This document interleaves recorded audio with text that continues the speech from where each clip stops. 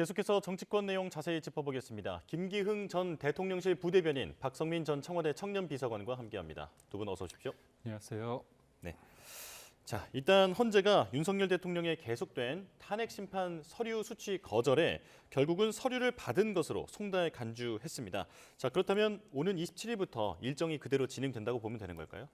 아무래도 대통령 측에서 받지 않았지만 헌재는 받았다고 치자 이렇게 쉽게 말하면 인정을 한 것 같습니다. 예. 결국은 헌재 시계는 정상대로 작동이 될 것 같고, 다만 이제 변론 준비 기일 때 대통령이나 대통령 측에 있는 변호인이 참석할지 여부에 대해서는 지금까지는 가능성이 그리 크지 않다는 그런 전망도 나오고 있거든요. 예. 그런 측면에서 무엇보다도 지금의 상황에 대해서 대통령이 뭔가 좀 준비하는 현실적인 어떤 준비 시간이 필요하다. 사실 이제 형사소추 관련해 가지고는 그 변호인들을 구하는데 그 큰 어려움이 없지만 네. 헌재 같은 경우는 헌재에 있던 어떤 이쪽 상황에 대한 어떤 지식이 높은 분들을 좀 찾기는 쉽지 않다는 게 좀 대통령실 쪽의 의견이라고 볼 수 있거든요. 예. 그래서 처음에 언급이 됐던 강일원 전 헌재 재판관도 개인적인 이유로 좀 고사를 했다. 그런 측면이 있기 때문에 이거는 재판 지연이다. 뭔가 이렇게 꼼수 아니냐 그런 걸 떠나서 실질적으로 헌재 심리에 임하는 어떤 변호인의 문제가 좀 없지 않아 있는 것 같고요. 예. 무엇보다도 현장에 나갔을 때 본인이 얘기할 수 있는 부분이 있어야 되는 거 아닙니까? 그러니까 계엄 발동의 불가피성도 얘기하지만 내란에 대한 본인의 어떤 생각을 차분하게 정리하고 지금 수사도 이루어지는 만큼 그 수사에서 현장 지휘관들이 얘기했던 부분에 대해서 본인이 어떤 입장을 취할지 그런 부분도 일정 부분 정리하는 어떤 절대적인 시간이 필요한 게 아닌가 싶습니다. 네, 탄핵 심판 서류 수취 거절도 사실이지만 또 준비 시간이 필요한 것도 사실이다. 이렇게 말씀을 해주셨는데, 자, 지금 흐름 어떻게 보고 계십니까? 일단 헌재가 대통령의 고의 지연 전략에 이제 제동을 건 거는 굉장히 적절한 일이다. 헌재의 현명한 판단이 빛났다라고 생각을 하고요. 대통령의 지금과 같은 어떤 고의로 이 사법 절차를 무마시키려고 하는 이런 방식들은 굉장히 좀 나쁜 버릇이 나오고 있다라고 생각이 듭니다. 왜냐하면 지금 사실 대통령은 그동안 이미 수사를 많이 해왔던 전문가이기 때문에 사실은 지금 상황에서 변호인의 조력이 절실하다 이렇게 보기도 좀 어렵지 않겠습니까? 그리고 제가 좀 납득이 안 되는 부분은 이 석동현 변호사라고 하는 윤석열 대통령의 친구라고 하는 분은 계속해서 나와서 대통령의 입장을 전하고 있단 말입니다. 예. 그러니까 변호인 선임은 안 됐는데 계속 기자들과 질의응답을 하면서 대통령의 입장을 강변하고 있는 상황이 굉장히 저는 모순적이라고 봐요. 그러니까 변호인을 정식으로 선임해서 정식으로 선임된 변호인들이 나서서 입장을 내도 모자랄 판국에 지금 상황에서 변호인 선임은 늦어지고 서류는 받지 않으면서 일종의 여론전을 계속해서 편다라고 하는 것은 이미 대통령의 전략은 정해졌다라고 봐야 되는 거죠. 예. 석동현 변호사 측의 논리는 사실 대통령의 대국민 담화 논리를 그대로 답습하고 있지 않습니까? 그렇기 때문에 지금 상황에서 변호인 선임이 덜 됐다라고 하는 것은 저는 일종의 핑계로 보인다 이렇게 생각합니다. 예. 자, 석동현 변호사 말씀을 하셨는데 입장을 내놨습니다. 자, 대통령은 지금 수사보다 탄핵 심판 절차가 우선돼야 한다라고 생각하는 것 같다라고 얘기를 했는데 말대로라면 대통령 신분에 대한 판단이 먼저 이루어진 다음에 수사가 이루어져야 한다라는 입장인 거겠죠. 사실 이제 대통령이 헌재 심리를 통해서 이제 법적인 부분을 다투는 것도 있지만 네. 무엇보다도 본인의 계엄을 한 이유, 어떤 정치적인 이유, 그 불가피성에 대해서 얘기를 할 것을 본인은 전략으로 세우고 있습니다. 예. 근데 경찰이나 검찰이나 공수처 수사를 받다 보면 본인이 하고 싶은 본인이 왜 이렇게 할 수밖에 없는 얘기를 길게 못하지 않습니까? 예. 그리고 수사기관의 수사는 어떻게 보면 그게 공개적으로 이루어지는 게 아니지 않습니까? 그렇기 때문에 본인이 원하는 장소에서 본인의 메시지에 본인이 원하는 어떤 시점에서 하기 위해서는 헌재라는 공간이 제가 볼 때는 전략상 본인 입장에서 맞다고 보고 이게 앞서 말씀드린 것처럼 법적 다툼도 있지만 무엇보다도 저는 대통령이 정치인이기 때문에 정치적인 어떤 메시지를 낼 수밖에 없다고 봅니다. 그게 결국은 계엄의 어떤 불가피성이고 그러니까 대통령이 10일 대국민 담화에서 얘기했던 것처럼 이게 일종의 고도의 통치 행위다. 그다음에 헌법적 결단이다 이런 얘기를 했기 때문에 그런 과정에서 만약에 본인이 전략적으로 필요한다면 헌재 심리를 통해서 이런 메시지를 내야지 결국 공수처 수사를 통해서 낸다고 한다면 그게 실질적으로 본인이 원하는 메시지가 나올 가능성보다는 질문에 대한 단답형 대답, 그다음에 구체적인 어떤 사실에 대한 답변을 하다 보면 지역적인 문제에 좀 국한될 수 있다. 그런 생각하에 제가 볼 때는 대통령 입장에서는 헌재 심리를 통해서 본인의 충분한 입장을 내놓겠다는 전략인 것 같습니다. 네, 그러니까 계엄 당위성을 피력할 기회, 정치적 메시지를 낼 기회를 확보하기 위한 전략이다라는 말씀이신데요. 자, 비서관님께서는 어떻게 들으셨습니까? 그러니까 저는 그 대통령 측에서 계속해서 나오는 입장은 어쨌든 계엄은 정당했다라는 입장인 것이고, 그리고 대통령이기 때문에 뭐 이런 소환 요구를 함에 있어서 신중해야 된다, 이런 취지의 답이 나오는 것 같아요. 근데 예. 이게 지금 사태의 중대성을 생각했을 때는 적절하지 않은 답변이라고 생각을 합니다. 일단 대통령의 신분을 계속해서 강조하면서 출석 요구에 대해서 거절한다라고 하는 것은 두 가지 측면에서 문제가 있죠. 첫 번째는 대통령이 분명히 국민들 앞에서 법적인 책임을 피하지 않겠다라고 했는데 이 부분에 대해서 거짓말이었음이 드러나고 있는 상황이고요. 두 번째로는 죄송합니다. 예. 이렇게 이제 출석 요구가 있는 상황에서 계속해서 거절한다라고 하는 것은 사실 아직까지도 대통령으로서의 어떤 특권 의식을 버리지 못했기 때문에 나오는 모습이라고 생각하기 때문에 이처럼 내란이라고 하는 큰 사태를 일으켜놓고 비상계엄이라고 하는 정말 이 45년 만에 비상사태를 만들어놓고 어떤 진상 규명에 협조하지 않고 본인을 향한 수사에 협조하지 않겠다라는 것은 본인을 향한 이 재판을 앞두고 나서 본인에게 유리한 입장을 선점하기 위해서 고의로 지연시키고 진실을 은폐하는데 본인이 나서서 대통령의 지위를 활용하고 있다, 이렇게 봐야 되는 것이죠. 예. 그렇기 때문에 매우 부적절한 행보를 이어가고 있다. 그렇기 때문에 대통령에 대해서 아나무인이라는 이야기가 계속 나올 수밖에 없다라고 생각합니다. 예, 자, 법적 정치적 책임을 회피하지 않겠다라고 했던 말을 어긴 셈이다라고 지금 말씀을 해주셨는데, 자, 이건 먼저 비서관님께 여쭤보겠습니다. 지금 공수처의 2차 출석 요구도 수치 거절된 상태라고 하죠. 그리고 석 변호사가 지금 대통령의 성탄절 출석에 응할지에 대해서는 말할 수 없다라고 얘기를 했습니다. 그렇다면 소환에 응할 가능성은 없어 보이죠? 없죠. 왜냐하면 이 석동현 변호사가 밝힌 입장만 봐도요. 그러니까 수사보다 탄핵 심판 절차가 우선돼야 된다라는 생각을 가지고 있다라고 얘기한 것은 결국에 수사에 잘 협조하지 않겠다라는 이야기입니다. 그래서 이 공수처의 어떻게 보면 최후 통첩일 수 있는 25일 소환에 대해서도 나는 불응하겠다라는 입장을 밝힌 걸로 보이고요. 네. 그래서 결과적으로 대통령 측에서 일부러 이렇게 시간 끌기를 하고 있는 것을 노골적으로 보여주고 있다라는 점에서 굉장히 개탄스럽다고 생각을 합니다. 예. 대통령이 이야기했던 대로 어떤 법적인 책임을 회피하지 않는다라고 하는 것은 결국 수사 절차에 정당하게 응하고 그렇게 본인이 떳떳하다고 강조했다라고 한다면 이 내란 사태와 관련해서 진상을 밝히는 일에 본인이 협조를 해야 되는 게 맞죠. 그런데 지금 상황에서 서류 자체도 받지 않음으로써 헌재의 심판을 지연시키고 수사 소환에도 응하지 않음으로써 대통령을 향한 정면으로 겨냥하고 있는 수사에 사실상 본인이 제동을 걸고 있는 모양새이기 때문에 매우 부적절하다, 이렇게 보입니다. 예, 대통령 측은 이제 답답함을 호소하고 있다라고 전해지긴 하는데, 자, 그렇다면 지금 이렇게 출석에 응하지 않는다라고 하면 체포영장 수순으로 가는 걸까요? 사실 저는 이제 법 적용에 있어서 대통령도 그 누구도 제1야당 대표도 예외일 수는 없습니다. 하지만 제가 볼 때는 대통령이 지금 소위 말해서 국민들이나 아니면 야당에서 볼 땐 침대 축구를 구사하는 거 아니냐, 그런 비판이 있는데 예.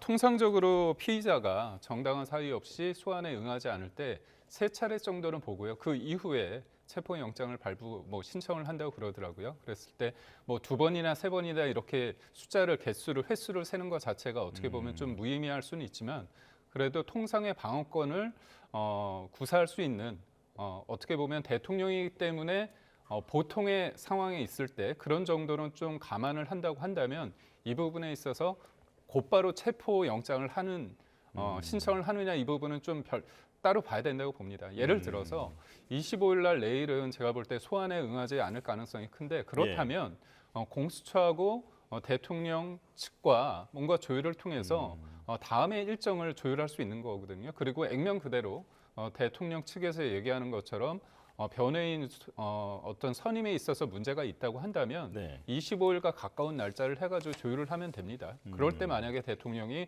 응하지 않는다고 했을 때 강제 수사로 나가면 된다고 보고요. 네. 만약에 체포영장이 발부돼서 한다면 그럼 또 물리적인 어떤 충돌이 있을 수 있는 거 아닙니까? 경호처에서 예. 뭔가 막는다면 그렇게 됐을 때 대통령도 그렇고 지금의 여러 가지 상황을 봤을 때 안정적인 국면으로 가지 않을 수 있기 때문에 또 다른 어떤 분란의 소지가 되는 거 아닙니까? 그렇다면 대통령 측에서도 그렇고 지금 공수처 측에서도 뭔가 접점을 찾을 수 있는 부분을 찾았으면 하는 바람이 있습니다. 예. 근데 이게 지금 대통령이 이렇게 차일피일 어떤 협조를 미루는 것 자체가 굉장히 우려스러운 게 네. 뭐 헌재의 신속한 절차가 지연된다는 점에도 있지만 이 수사 상황에서 결국에 대통령을 제외하고 다른 이 군 주요 관계자들은 다 신병 확보가 됐고 그리고 증거 채집도 다 이루어지고 있는 상황 속에서 대통령을 정면으로 겨냥하는 수사에는 계속 번번이 제동이 걸리고 있거든요.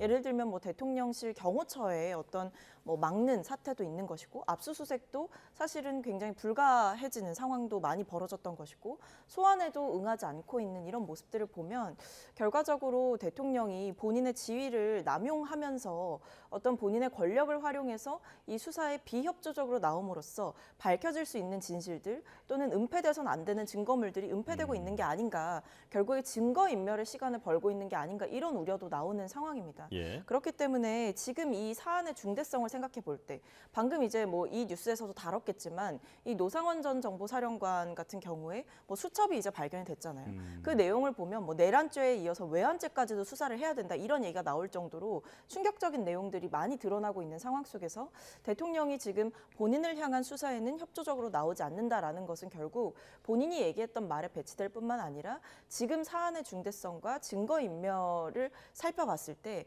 조속히 빨리 이런 절차들에 임해야 될 필요성이 있다 이렇게 보입니다. 예. 자, 일단 그래도 조율의 가능성 정도는 열려 있다라고 보면 될 것 같고요. 자, 그리고 어제 새로운 쟁점이 하나 등장했습니다. 자, 김건희 여사의 비상계엄 당일에 이 지금 일정에 대해서 장경태 의원이 어떤 의혹을 제기했는데 성형외과에 다녀왔다라고 공개를 했거든요. 자, 그러니까 대통령실이나 관저로 보통은 의사가 직접 와서 어떤 이 진료를 보게 되는데 그날 왜 굳이 김건희 여사가 직접 성형외과에 가서 시간을 보내고 왔느냐라고 하는 의혹을 제기를 한 겁니다. 자, 민주당 주장은 어떤 쪽인가요? 그러니까 일단은 이 부분에 대해서 장경태 의원이 문제 제기를 하신 거고요. 그러니까 이날의 행적을 일단 명명백백하게 밝혀라라는 부분이고 그다음에 계엄을 미리 알고 있었던 것 아니냐 이 부분을 지적을 하는 거죠. 그러니까 결국에 지금 계엄에 대해서 어떤 무슨 이유로 누구에 의해서 이 계엄이 주도적으로 선포되고 했느냐 이 부분을 이제 수사를 하고 있는 과정이잖아요. 근데 이 김건희 여사가 사전에 미리 이 계엄을 알고 있었다라고 한다면 저는 수사 대상이 충분히 될 수 있다라고 보고 예. 그런 부분에 대해서 아마 지적을 한 것으로 보입니다. 그러니까 예. 이날만 왜 굳이 그 장소로 갔느냐, 계엄이라는 것을 미리 인지하지 않았더라고 한다면 평소와는 다른 이런 모습을 보일 이유가 없지 않았겠느냐 이 부분을 지적한 것입니다. 그러니까 성형외과가 문제가 되는 것이 아니라 미리 알고 있었던 것 아니냐에 좀 이제 초점을 맞추고 의혹을 제기하는 것 같은데요. 자, 부대변인께서는 어떻게 네. 보셨습니까? 그 장경태 의원이 뭐 3시간 동안 뭘 했는지 낱낱이 밝혀야 된다 얘기를 했다면 예. 결국은 제가 볼 때는 약간의 옐로우죠. 제가 볼 때 본질과 상관없는 겁니다. 만약에 김건희 여사가 계엄을 알게 됐다고 한다면 그래서 자리를 피해 준 건가요? 그 성형외과 간 거하고 이거 제가 볼 때는 인과관계가 어떤지 저는 잘 모르겠습니다. 저는 민주당에서 원하는 주장은 그거였을 거야. 아마 김건희 여사가 계엄을 지시했다. 이 말을 하고 싶은 겁니다. 예. 사실 뭔가 계엄과 김건희 여사의 어떤 관련성을 얘기하고 싶은 건데 이건 본질과 상관없는 거고요. 또 장경태 의원께서 뭐라고 얘기하셨냐면 제보를 확인하는 과정을 거쳤다. 제보를 확인했다는 얘기는 안 네, 했습니다. 네. 결국은 뭔가 있는 것처럼 어떤 인상을 풍기지만 결정적인 어떤 증거나 그런 걸 제시하지 못했습니다. 열흘 전에 제보를 받았다고 하지 않았습니까? 예. 그럼 열흘 동안 충분히 그 제보에 대해서 구체적인 사진이나 아니면 증거나 뭐 녹취 같은 게 있을 수 있습니다. 근데 그런 것들을 제시하지 못하고 있어요. 제가 이제 장경태 의원님한테 한 말씀 드리고 싶은 게 뭐냐면 예. 이분이 이제 장경태 보좌관님이 예전에 임성근 사단장 관련해 가지고 구명 로비 의혹 있지 않습니까? 그거 관련했을 때 그 제보자의 어떤 신빙성 때문에 그 단톡방에 있던 분들이 문제가 있다고 얘기를 했어요. 예. 그러니까 장경태 의원실에서 뭐라고 얘기했냐면 이종호와 김건희가 포커스고 나머지는 격가지다. 중요한 게 아니다. 결국 기승전 김건희였습니다. 그러니까 결국은 진실이 중요한 게 아니라 뭔가 김건희 여사하고 묶어놓으면 그거에 대해서 나쁜 프레임으로 만들 수 있다는 그런 전략이거든요. 뭐 사실상 예전에 해외 순방 때 심장병 환우를 안고 찍은 사진 가지고도 빈곤 포르노라고 비판하지 않았습니까? 예. 그러면서 그때 있지도 않은 조명을 설치했다고 얘기를 했는데 이런 식의 어떻게 보면 본질과 상관없는 얘기가 과연 어떤 의미인지 저는 가십은 아니라고 봅니다. 예.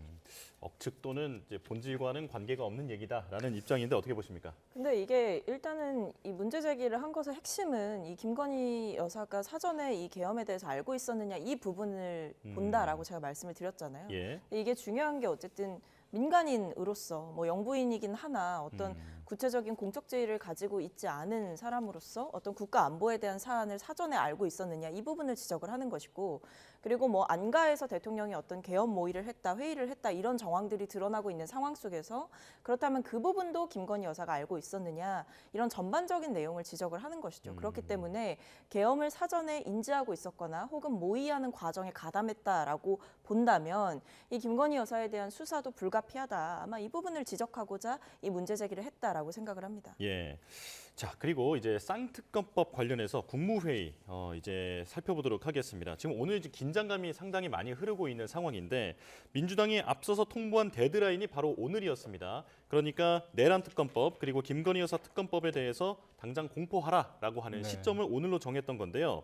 국무회의에는 이 안건을 상정하지 않는다고 하더라고요. 네. 결정 어떻게 보셨습니까?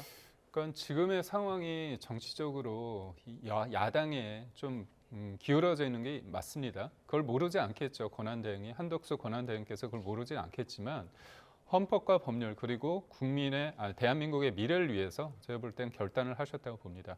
저는 다른 걸 떠나서 원래 법안에 대해서 공포를 하거나 아니면 재의결을 요구할 때 15일간의 기간이 있습니다. 예. 근데 그 기간을 민주당은 허용하지 않고 허락하지 않고 제가 볼 때는 24일로 딱 특정을 했단 말이죠. 이게 원래는 연말까지인 거죠? 맞습니다. 예. 15일 동안 하는 겁니다. 그거에 대해서 여러 가지 숙고의 과정이 있는 거죠. 그리고 제2 요구를 하면 150석으로 150명 이상의 찬성으로 온 부분에 대해서 다시 한번 이거에 대해서 여러 가지 논란이 있을 수 있으니까 이거에 대해서 한 번 더 논의해달라. 그래서 200명 이상이 찬성을 하시면 이건 통과가 되는 겁니다. 결국 이게 무조건 안 된다가 아니라 한 번 더 숙고해 달라는 그런 과정이 있거든요. 예. 근데 이런 과정에 대해서 요구하는 것 자체가 문제라고 딱 들은 거잖아요. 그러니까 본인들이 생각하는 정답이 아니면 다 불의인가요? 그리고 이거에 대해서 공포하지 않으면 탄핵한다고 합니다. 예. 그러는 이건 또 다른 저는 공포의 정치라고 생각합니다. 본인들이 국정의 어떤 한 축으로서의 책임감을 갖는다면 전 무엇보다도 중요한 게 국정 안정이지 않습니까? 근데 지금의 민주당은 내란을 진압한다고 생각하는 것 같아요. 내란은 이 12월 3일 날 국민들의 힘으로 이 내란이 끝났습니다. 예. 근데 여전히 내란을 진압해야 된다고 어떻게 보면 굉장히 정치라는 영역에서 사람들로 하여금 안도감을 줘야 되는데도 불구하고 계속 끊임없이 정치적으로 이걸 몰고 가는 형국이라고 봅니다. 그래서 예. 저는 무엇보다도 중요한 게 저는 이재명 대표가 그런 얘기를 하셨습니다. 마키아벨리를 인용하면서 세상의 모든 의미 있는 것들은 위험 속에서 이루어졌다 얘기를 하는데 지금의 그 위험을 어떻게 보면 정치권이 상쇄하는 게 아니라 줄이는 게 아니라 더 키우는 거 아닌가. 결국은 국민이라는 이름, 민주주의의 이름 하에 본인의 정치적 자산, 본인의 어떤 정치적 전략을 구사하는 게 아닌가 그런 우려를 표합니다. 예, 보장된 기간 내에 신중하게 결정을 할 사안이다라고 말씀을 해주셨는데요. 어떻게 들으셨습니까? 그러니까 지금 시간을 이렇게 지체할 때가 아니다라는 말씀을 드려야 될 것 같고요. 이 나라가 굉장히 혼란한 상황이고 앞서도 말씀드렸듯이 어떤 수사가 조속하게 진행되어야 되고 이 부분과 관련해서 진상규명에 빠르게 이어져야 되는데 그 부분에 사실상 한덕수 권한대행이 이 특검법을 공포하지 않음으로써 차일피일 시간이 가고 있다라는 말씀을 드려야 되겠고요. 두 가지 측면에서 부적절하다라고 생각합니다. 일단 한덕수 권한대행은 권한대행의 신분이잖아요. 그러니까 예. 대통령 권한대행이 지금 상황에서 뭘 해야 합니까? 이 비상계엄 이후에 국가가 굉장히 혼란하고 헌정 질서가 무너졌다라는 지적이 있다라고 한다면 이것을 빠르게 다시 원상복구시키는 작업을 해야 되는 거죠. 그러니까 국가의 안정을 도모해야 하는 권한대행이 오히려 국가의 혼란을 방치하고 있다라는 점에서 부적절한 것이고 시간 끌기를 이런 방식으로 하는 것은 윤석열 대통령의 행보와 다를 바가 없다. 이렇게 보이는 거고요. 예. 또 하나는 한덕수 권한대행은 사실 피해자 신분입니다. 왜냐하면 그 불법적인 비상계엄이 선포되던 날 그날 밤에 국무회의 그 자리에 있었기 때문에 사실은 국무회의로 볼 수 없는 어떻게 보면 계엄 선포 이전에 굉장히 날림으로 진행됐던 그 자리에 있었기 때문에 사실은 피의자 신분으로 이렇게 수사를 받아야 되는 대상이 되었습니다. 예. 근데 이분이 나서서 이 내란 사태의 진실을 밝히는 특검법 공포를 하지 않는다라고 하는 것은 사실 본인의 셀프 방탄이 될 수도 있는 거예요.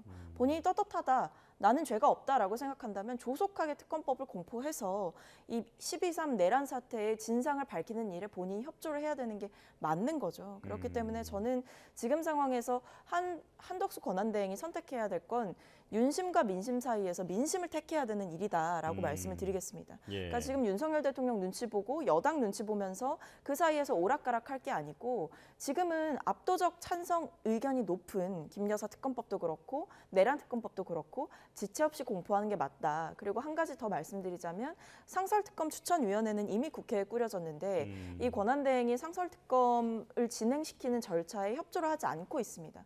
그러니까 국회에 추천 의뢰를 하는 것이 맞는데 지체 없이 해야 된다라고 써 있는데 이 부분에 대해서 국회의장까지도 지적을 하실 만큼 여전히 시간 끌기를 하고 있다. 이게 결국에 내란에 동조하겠다라는 게 아니라면 이런 행동을 할 이유가 없다라고 생각하는 거죠. 예. 자, 지금 때마침 그 국무회의에서 한덕수 권한대행의 모두 발언이 들어왔거든요. 바로 듣고 오겠습니다. 성탄절이 하루 앞입니다. 종교나 살림 형편과 무관하게 국민 대다수가 한 해를 정리하고 새해를 준비하며 편안하고 충만한 시간을 보내셔야 할 시기입니다만 올해는 정치적 상황도 어렵고 대내외적 불확실성도 커져서 불안해하시는 분들이 많습니다. 마음 아프고 송구하게 생각합니다. 정부는 안정된 국정 운영, 그중에서도 경제를 지키는 데 힘을 집중하고 있습니다. 우리 경제 곳곳에 적신호가 켜지고 있다고 우려하시는 분들이 많습니다. 경제는 많은 경우 심리가 중요합니다.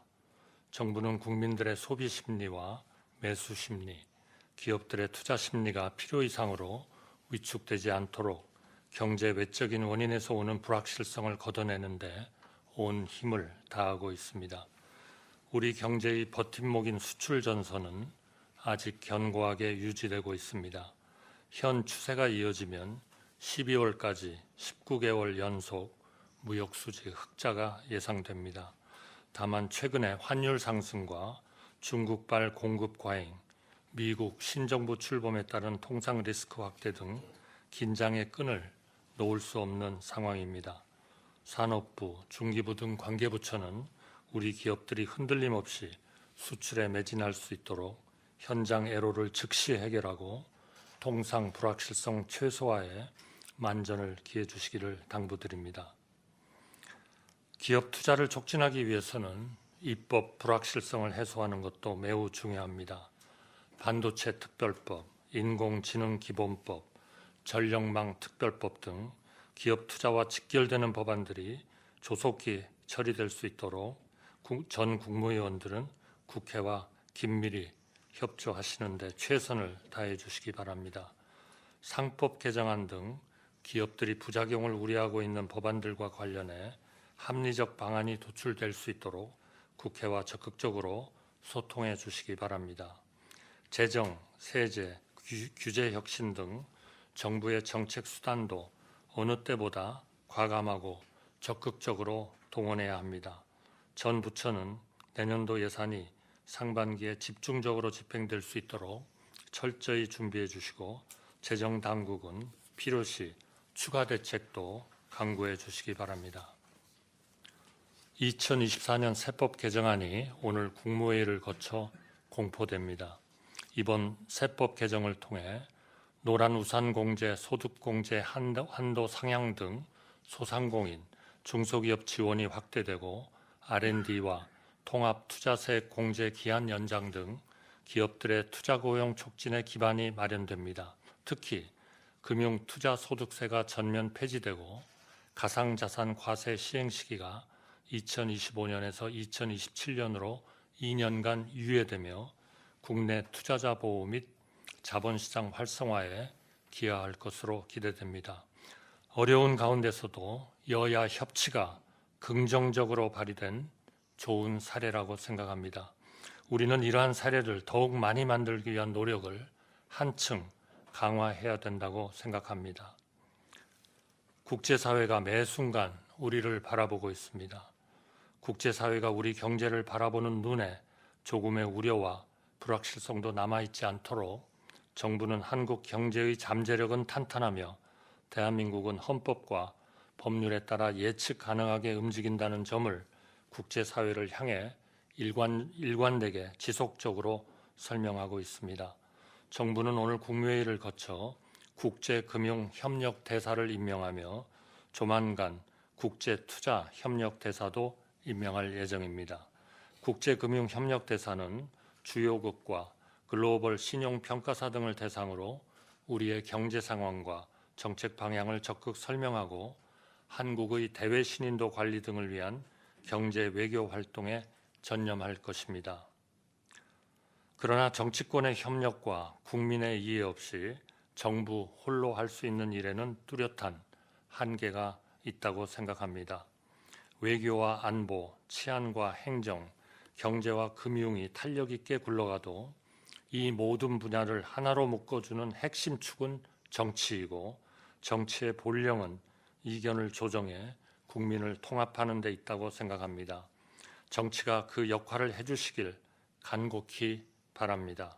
정치가 그 일을 해주시지 않으면 대한민국은 지금 이 위기를 극복하기 어렵습니다. 특검법 처리나 헌법재판소 재판관 임명처럼 법리 해석과 정치적 견해가 충돌하는 현안을 현명하게 처리하기 위해서는 무엇보다 여야가 머리를 맞대야 합니다. 어떻게 하면 특검 추진과 임명이 헌법과 법률에 따라 한치 기울어짐 없이 이루어졌다고 국민 대다수가 납득하실지 여야가 타협안을 토론하고 협상하는 것부터 시작해야 한다고 생각합니다. 수사를 하는 쪽과 받는 쪽이 모두 공평하다고 수긍할 수 있는 법의 틀을 만들어내기 위해 여야가 노력을 하지 않으면 대한민국에는 지금보다 한층 심한 불신과 증오가 자라날 위험이 큽니다. 저는 감히 우원식 국회의장님을 중심으로 우리 국회가 헌법과 법률에 부합하는 해법을 마련해 주실 것을 간절히 기대하고 있으며 또 그렇게 해주실 거라고 굳게 믿고 있습니다.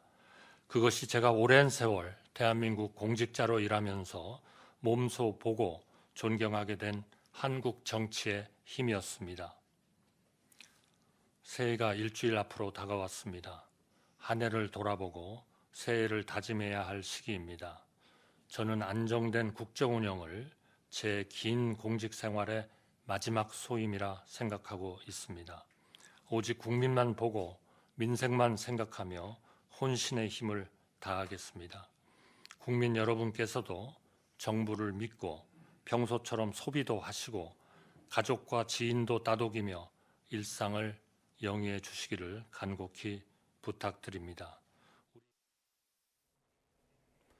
자, 조금 전 서울 청사에서 열린 국무회의에서 한덕수 대통령 권한대행에 지금 모두 발언을 들어봤습니다. 내용을 잠깐 정리를 해보자면 정부가 안정된 국정 운영에 집중한다면서 경제 위기 요인을 짚었고요. 그리고 상법 개정안도 언급을 했습니다.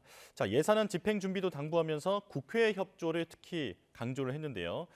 특검법과 헌법재판관 임명 같은 정치적 견해가 충돌하는 사안은 여야가 머리를 맞대야 한다라고 강조를 했습니다. 그리고 우원식 의장을 비롯해서 국회가 헌법과 법률에 부합하는 해법을 마련해 줄 것을 간절히 기대한다라고 밝혔는데요. 자, 정리를 해보자면 사실 주목됐던 특검법 공포에 대해서는 고민을 이어가겠다. 국회가 합의해달라라는 이야기겠죠. 그러니까 결국은 오늘 한덕수 권한대행께서 정치의 역할을 좀 요청을 한 겁니다. 예. 마침 26일 날 여야정 협의체가 있지 않습니까? 거기에서 이 문제를 허심탄회하게 좀 얘기를 했으면 좋겠습니다.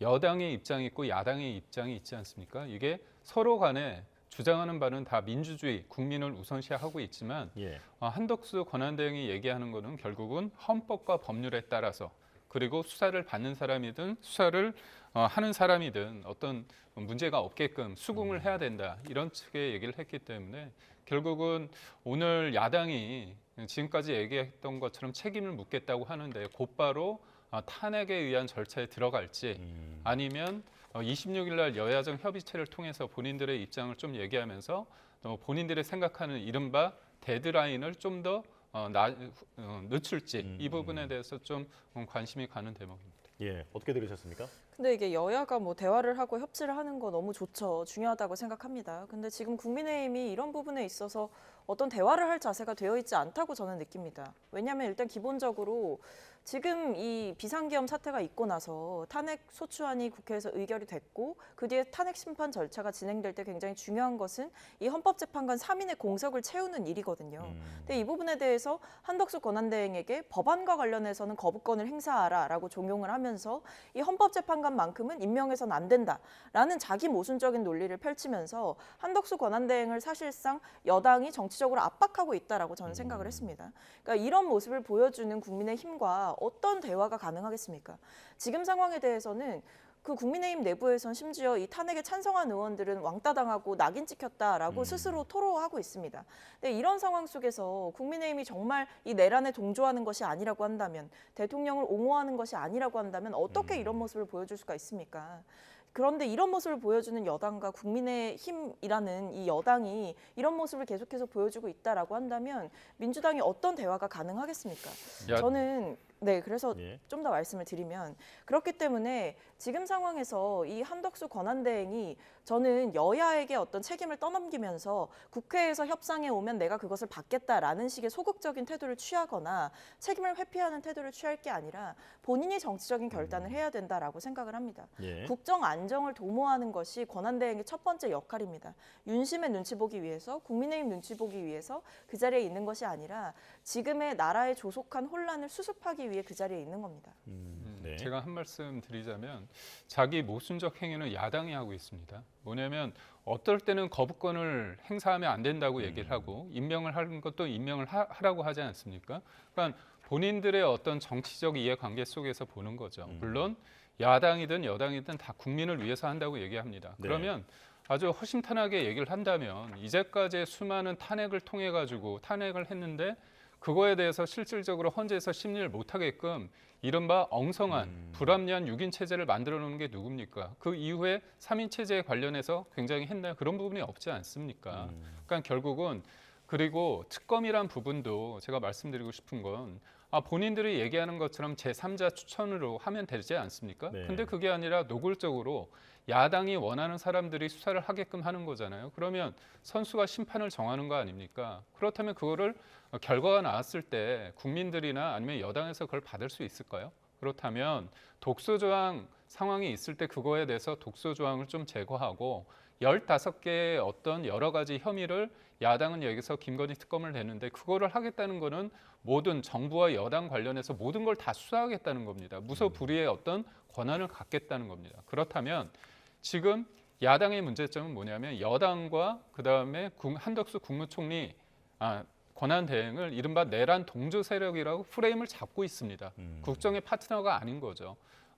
국민의힘에도 계엄에 대해서 18명이 반대를 했고 계엄 해제 절차에 같이 임했습니다. 예. 그리고 이 상황에 대해서 문제를 풀어가는 방식이 오로지 탄핵만이 답이라고 생각하는 사람과 그것 말고 다른 답이 있다고 생각하는 사람도 있습니다. 그렇기 때문에 이런 상황에 대해서 무조건 내란을 동조하고 있고 내란을 기획하고 있고 내란을 선동하고 있다는 이 프레임이 과연 지금의 난맥상을 풀어가는 데 있어서 무슨 도움이 되겠느냐. 그래서 서로 간에 양보할 건 양보하고 그래서 정치가 있는 겁니다. 예, 알겠습니다. 자, 여기까지 듣겠습니다. 지금까지 김기흥 전 대통령실 부대변인, 박성민 전 청와대 청년비서관과 이야기 나눠봤습니다. 두 분 고맙습니다. 맞습니다.